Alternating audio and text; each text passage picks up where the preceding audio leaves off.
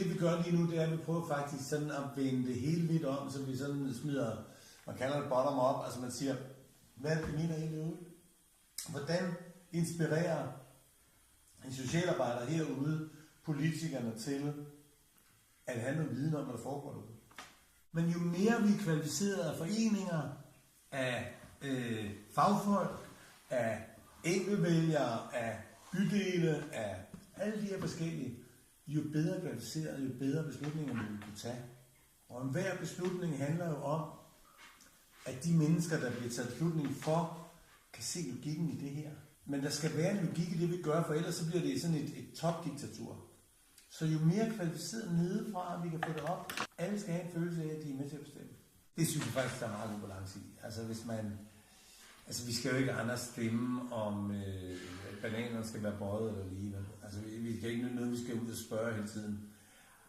Jeg tror også, hvis man spørger hele tiden, så vil det altid blive op to standpunkter mod hinanden, og så vil det blive flertalsdiktatur.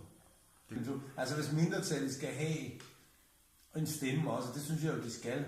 Altså ellers så bliver det flertalsdiktatur. Så kan de her mennesker bedre, der sidder her, som er valgt af dem alle sammen, de kan bedre finde ud af at sige, at vi skal også tage hensyn her.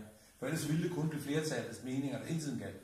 Og det er faktisk det, vi har sat 2 år af til i byrådet nu, siden vi prøver alle mulige forskellige ting. Så hvis I sidder med, eller dem, der ser den her fremlæggelse, I skal lave, hvis de sidder med nogle gode idéer til, hvordan får vi jer til at interessere jer for politik, eller jeres kollegaer på studiet, hvordan får vi dem til at synes, at det er sgu vigtigt. Der er et ungdomsbyråd. Hvorfor interesserer I ikke for det? Der er, det ved jeg ikke, om I gør, men altså, der er ungeorganisationer, hvor man kan få lov at tale sin sag, hvor man kan få, vi er jo et forenings- og samlingsland på den måde. Altså, der er demokrati her. Jeg forventer, at alle siger sin mening af de ansatte, jeg har her. Jeg forventer også, altså jeg lige vil sige, hvis ikke folk vil sige, hvad de mener om det, så hold jeres kæft, men så lad være at brokke jer. Fordi i demokratiet er det min ret at sige, hvad jeg mener om ting, men det er ikke sikkert, at de bliver lavet om. De bliver slet ikke lavet om, hvis jeg ikke siger det.